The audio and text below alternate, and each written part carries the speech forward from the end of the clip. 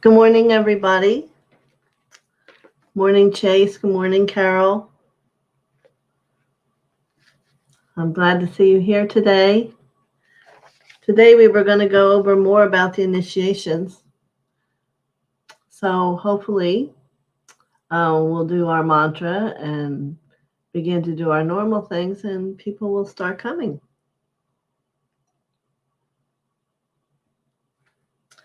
Our discussion was about the path.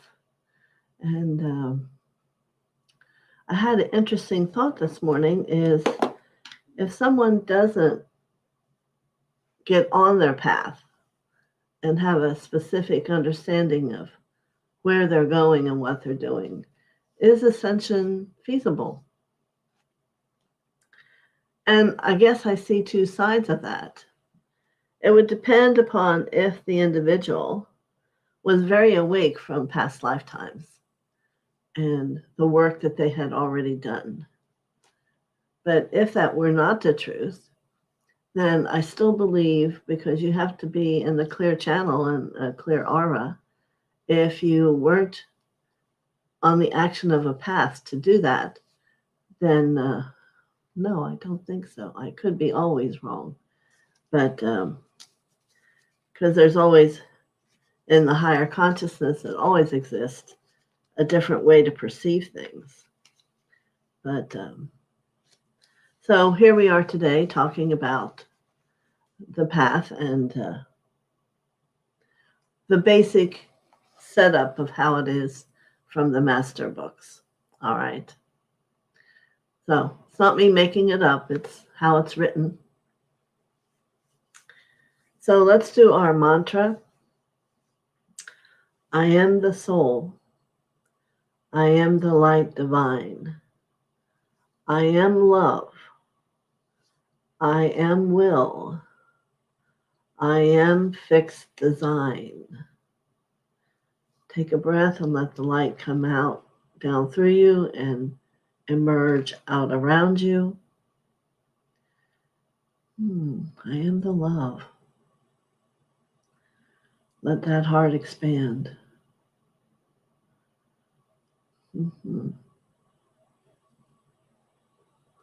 I did have someone comment to me the other day that they really began to feel these things and could feel a change within themselves.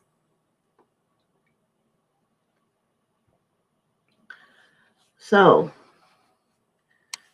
we're going to spend some extra time today. I would suggest to have some prayers about peace. America is in a little bit of an uproar. And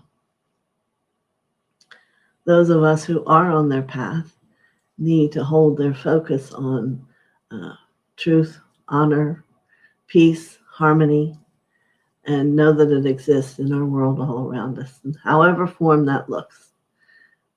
And I think that will help. So it's always challenging, isn't it? Well, good morning, Barbara Ward. Happy Tuesday to you.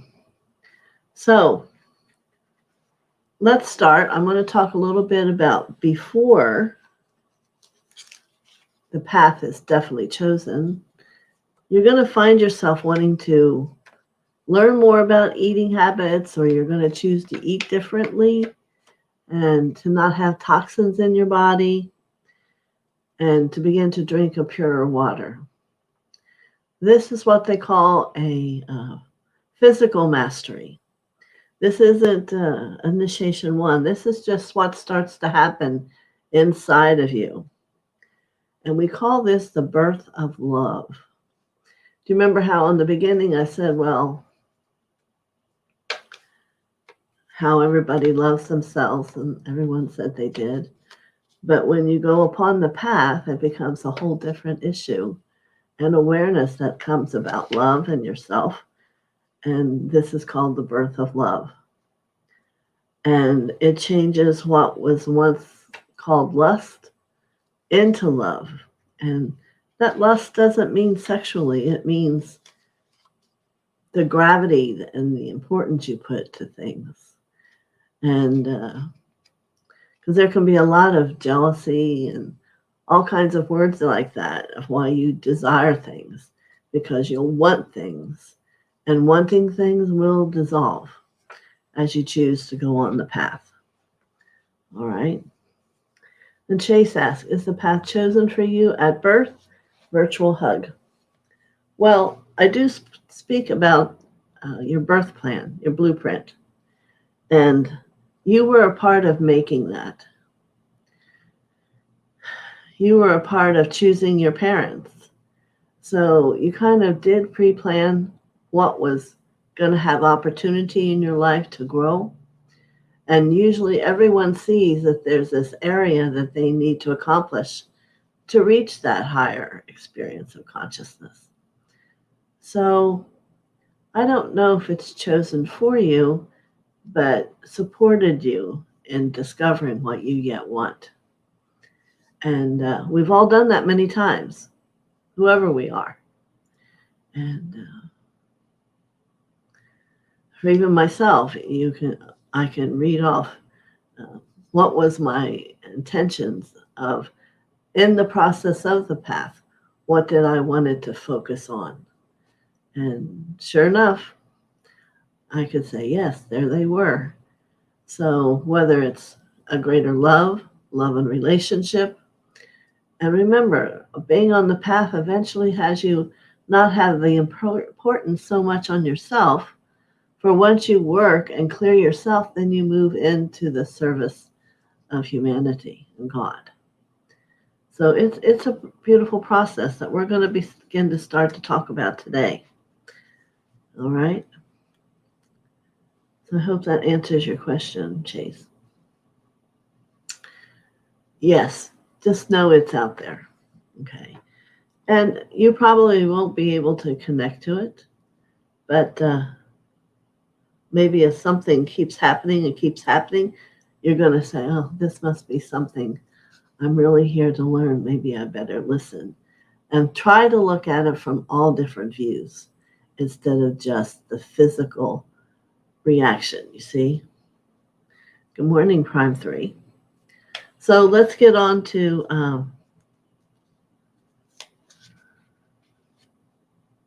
the first initiation. It's beginning to get control of your emotions, of different aspects of your body, and what you might not think were things that were out of whack, and begin to find a harmony. So let me see if I can bring some clarity to that. I'm going to say it's a time of beginning to master you. So let's say you're someone that gets headaches all the time. Well, all things have a reason. All things start from somewhere. And sometimes it's the craziest place. I once had an issue going on, and who I was looking to as my teacher at that time said it was at the bottom of my big toe, deep in my throat. Now tell me that doesn't sound weird, right? Reflexologist touched that part of my toe, and I thought I was going to jump off the table. There it was. So you never can think you got it, because in the depth of revealing who you are, there's always more. Most people aren't aware there's these interdimensional experiences that reveal a lot when you're ready to get to that level of going inside you. I have a few notes made, excuse me. I didn't want to forget something important. Selfish desires are replaced with wanting to find that you deserve to be helping people. So, selfish desires. That means if you're at one time were all about wanting this, wanting that, had to have this, had to have that. That means going upon your path and beginning this first initiation is going to have you feel a greater gravity towards how can I help? And that wanting, you'll find, pushes things away. It never comes. But when you can learn to surrender and allow it to move in harmony, then things are attracted to you. And this is when you start to want to heal uh, more of your emotional and physical issues. So, very, very basic first initiation. So let's go to the second initiation. And it is when your emotional and psychological issues are coming up for you to look at. Now, this is when you truly need to be with a teacher, because if you can think about it for a moment, you'll never really see the depth yourself, because it's been hiding from you for so long. Why all of a sudden would it say, hello, here I am? And if you've worked with a healer, you'll know they have vision that can go from every direction up and above and find that answer. So psychological means like the subconscious work. It means so many different developments, and working on the DNA and seeing what patterns are hid out there that are repetitive throughout your whole lineage. They all come about. And certainly meditation begins to be a source that you'll seek out. And there's many, truly there's many. Certainly we have one that we do and offer. It's from Master Babaji. But there are others. It's not saying you have to have it a certain way, but you do need to have a time where that calming piece of yourself has an opportunity to share with you. Now, a lot of times what you receive inside your meditation is karma releasing. It's not truth. But it's more about the way it may open up inside of you for you to find another little nugget of truth about yourself. And that's a wonderful feeling. And it's going to have you begin to be in a state of peace and see the world differently. This is when you can begin to see through the eyes of God, perhaps. Maybe with a little bit of a lens on just yet. And this is when you'll begin to be comfortable about change. Because no matter what you do in that initiation, you're going to be changing. Your world will change. Simply because you become different, everyone's interaction with you becomes different. People will see this radiance that starts to come through in your consciousness as it's increasing. And it's a good thing. It's not a bad thing. People will just have to come over and say hello to you, and they don't know why. You know, I used to have people in the chiropractor always go, oh, well, your hair looks beautiful. And I'm like, it's the same as it was the other day. There's no difference, but it's not what they physically see. It's the essence that they see. And that's when you know that what you're doing is working.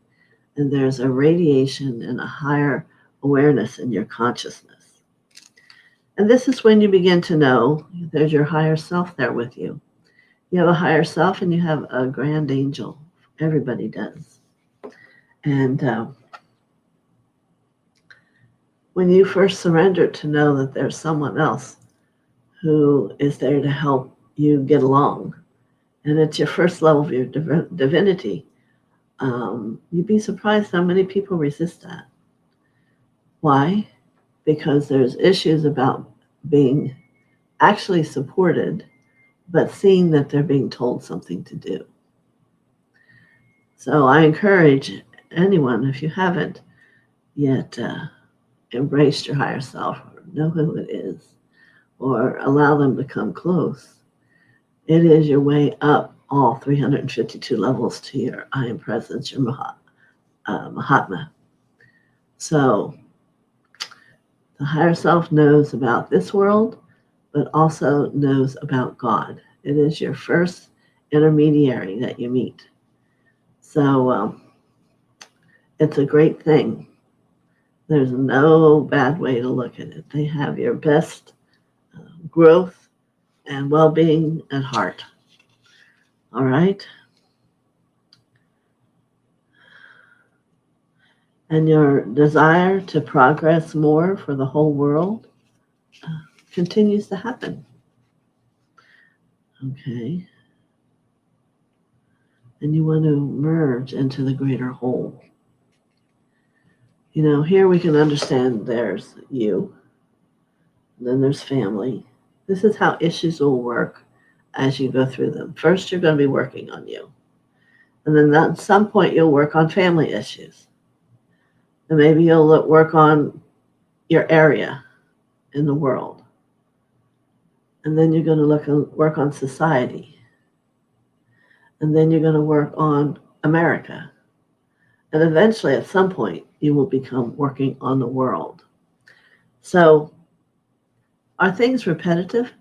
Well, repetitive only that you can work on something and go back to it only because there's a greater depth you couldn't see before. And that's what I was talking about. I have people who sometimes it's the fifth time it's come up, but it has a whole new essence and they're ready to hear it and transform it. And it's just beautiful. And so these are all things that are happening on that second level. So now the third initiation, which is truly the first one that most people pay attention to, it is when you begin to come around and think about, perhaps I'm a soul. Perhaps I'm more than this physicalness, that which looks back at me. I think one of the first times I became aware of the soul as I was at a gathering, and the right eye is where you look at the soul. So he paired us off, and everyone had to look in the right eye of the person across from him for like 15 minutes. Yeah, a very long time.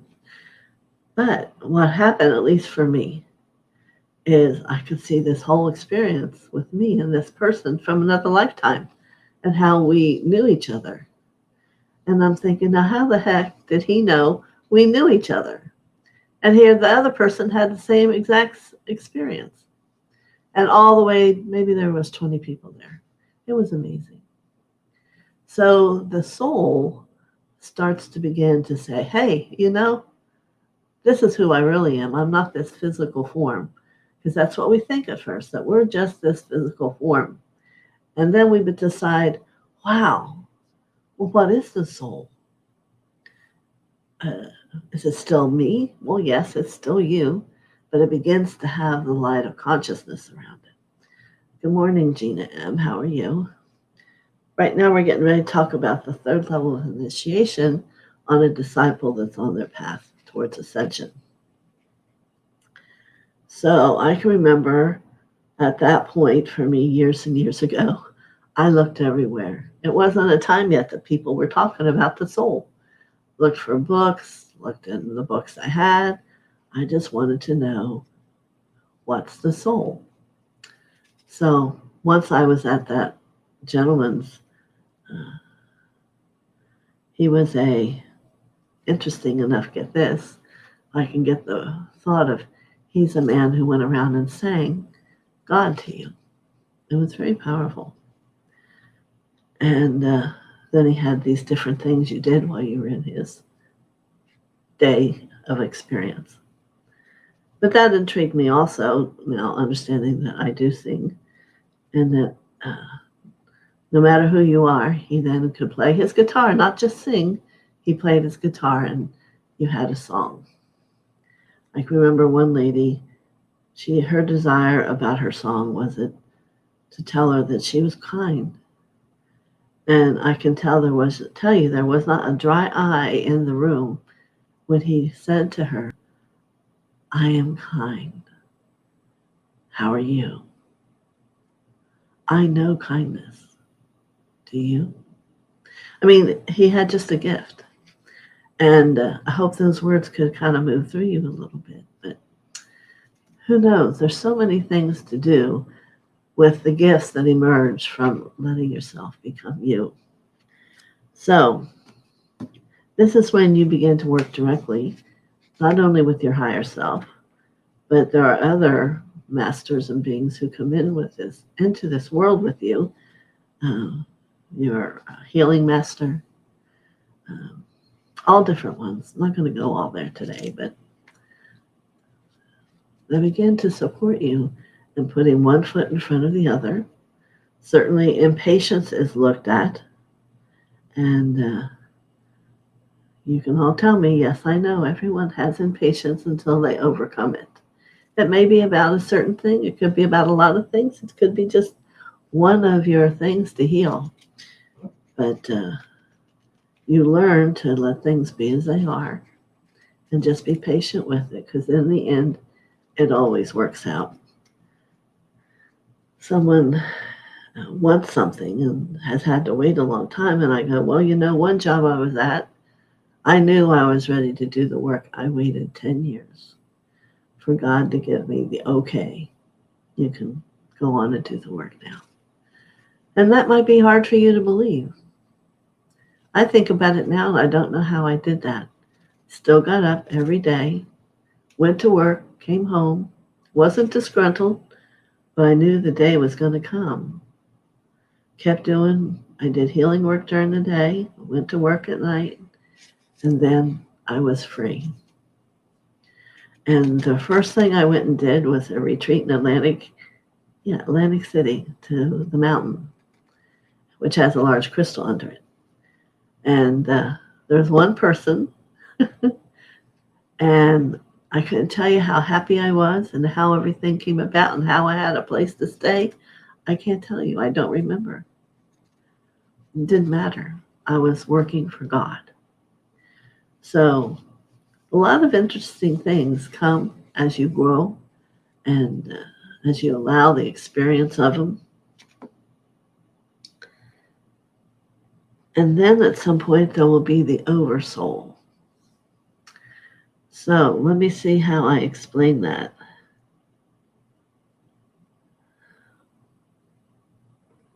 It's when you know you have a soul family. And what does this look like? I can only share from my experience, which is when I teach and there's a class, it usually becomes a soul family. And we always talk about, maybe it's a month apart we talk, and you'd be amazed at how similar all their lives have been. And you would think, well, how does that happen? Because they're part of a soul family. The Oversoul is working and supporting them all and helping them through similar issues. Fascinating, isn't it? Even more fascinating when they begin to become aware of it. Oh, well, your month sounded like my month. And I just giggle inside. It's a growth. It's a powerful place to be. All right. So, and you also have your personality here is going to fall away. Personality is the first, second, third, and part of the fourth chakra. That is the dimensional parts of the self who were not evolved or grown to a huge space. And as you go into this soul emergence, how safety looks to you. Perhaps you have an experience with God and you begin to know that God has your back. And you're not so afraid of every little thing. A lot of different things change. So that third initiation is important, and there's one more piece that's important because that personality is the ego. Yes, it's true. We all have one. It's part of the 144,000 pieces, and we cannot get rid of it. But we can transform it just like all the other parts. So then you have to sit and ask yourself, what does it do for you? It has a way that it makes you feel good. It has a way it makes you feel safe. It has a way to make choices for you when you listen. So all those things have to go out the door, because that's not letting you be your true spirit. You see, you see people in one way through the ego, and then all of a sudden people say, well, did you change? Well, yes, what you did is become more loving instead of judging and criticizing and controlling. All those words are egotistical words, and that's what your ego does to you. And you get to where you can't say, oh, well, I know I'm controlling. Okay, so what that's saying is, you know you're letting ego live your life. Now think about that. And I'm not trying to say that in a mean way, because we've all been through it.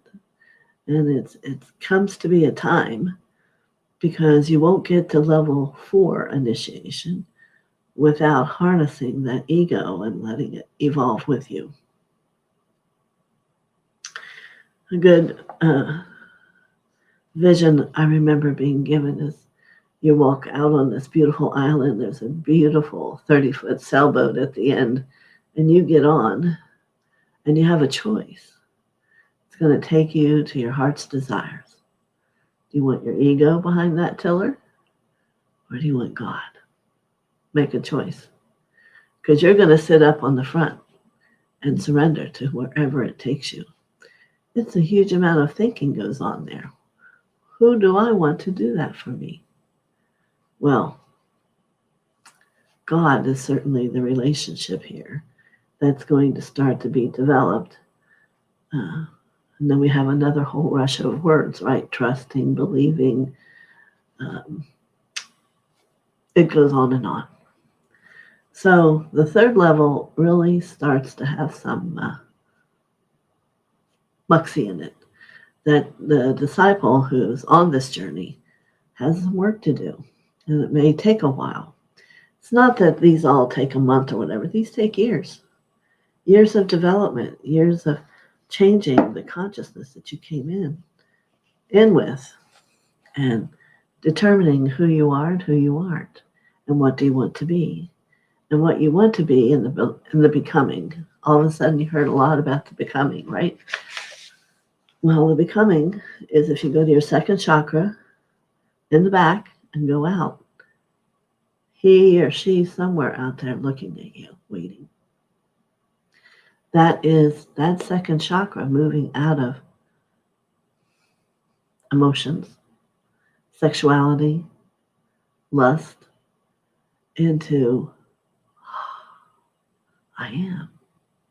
Bringing that I am all the way down into where you and God at the root will become one.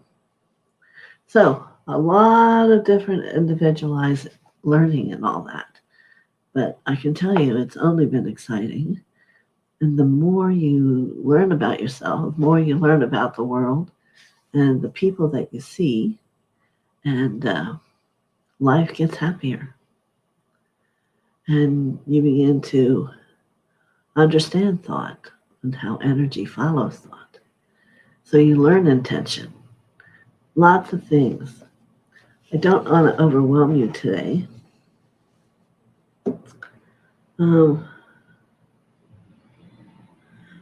Yes, you become aware to know negative thoughts and what are positive thoughts, and you want to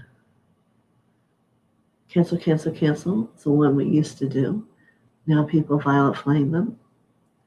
You don't want to let negative thoughts out into the world, because all thoughts manifest, if you haven't learned yet. All of them. If you're angry, give it a second, but then violet flame, and eventually you won't even have it. You'll go, now I wonder what this lesson's about. And you go on. Or like I showed you the other day, you can call in the light of serenity and give yourself a moment to take a breath. And it's that old reaction that comes from the part of you that hasn't been developed, I think would be the appropriate word here. And good morning, Gina, if I didn't say it to you. It's all powerful. So Yes, and denial, I think, is the word for the third initiation. What are you denying about yourself now? That could be anything. It could be a guilt that you have. You don't want to talk about it. You don't want personally who you're working with to know about it. And yet, once you do, whenever that moment may come, whatever it is, you have grown a huge amount of light. If I can only say to you, just do it. But the process is you have to be ready because from lifetimes, I think I've had 149,000 lives. Think about it. That's a lot. That's how many times I've lived here. I had a gentleman who kind of found me. I didn't know everybody in the world wanted to work with him, and he wrote them up for me and my husband of how many lives we had and how we were killed all these different times.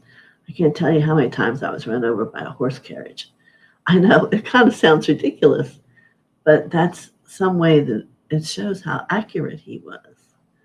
And it made you put it into a new perspective. Wow, I am here now in the era of time the ascension of the earth will happen. So what do you want to do with it?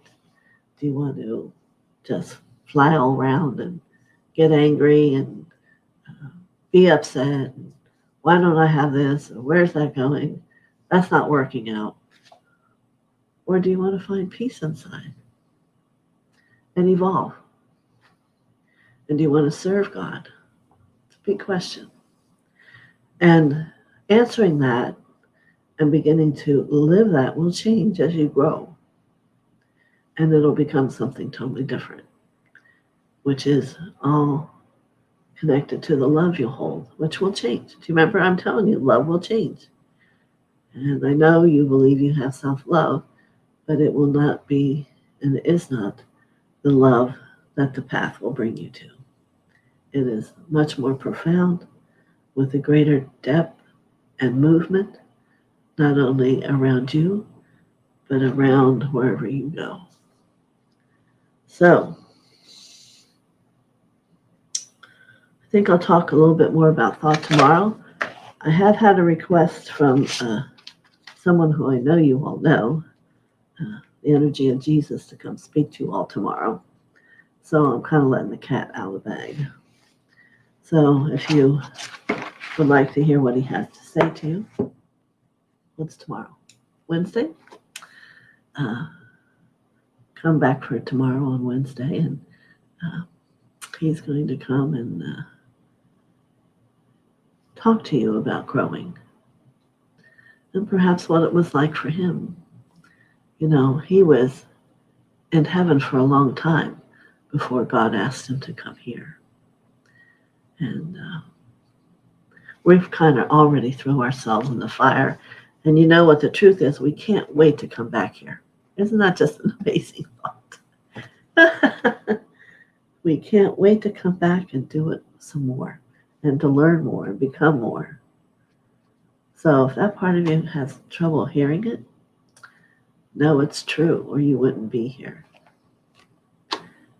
Yeah, you wonder, why am I here? Well, you raised up your hand and you said, I'm going. Because Classroom 101 is the place where you can transform. Not every planet and every place can you do that. There are things we have here on Earth that aren't anywhere else, like money, which wouldn't it be all so wonderful to be able to exist and not have to worry about that? All right, you can catch the replay. I'll make sure it's up here. But you're going to love it. Of course, you already love him. And every once in a while, someone will want to come in, and not everybody on your own will hear him, so I'll give him his voice. You're welcome, Chase. I hope you enjoyed today. We'll expand on it tomorrow, and we'll let Jesus come in and have his voice for a little while. So here's Anik. As a student with Mother TheoSophia, I can just hardly suggestion to you to offer yourself this beautiful journey of growing with the loving, helping Mother Thea. Oh, thank you, Anik. Yes, she does mentoring with me.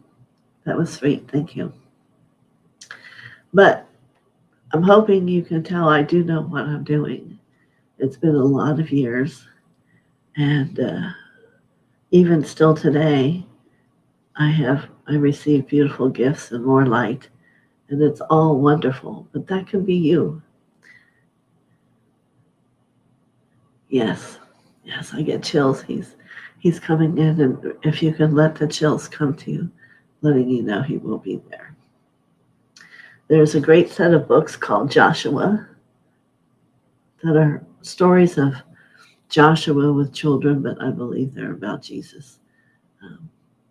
Which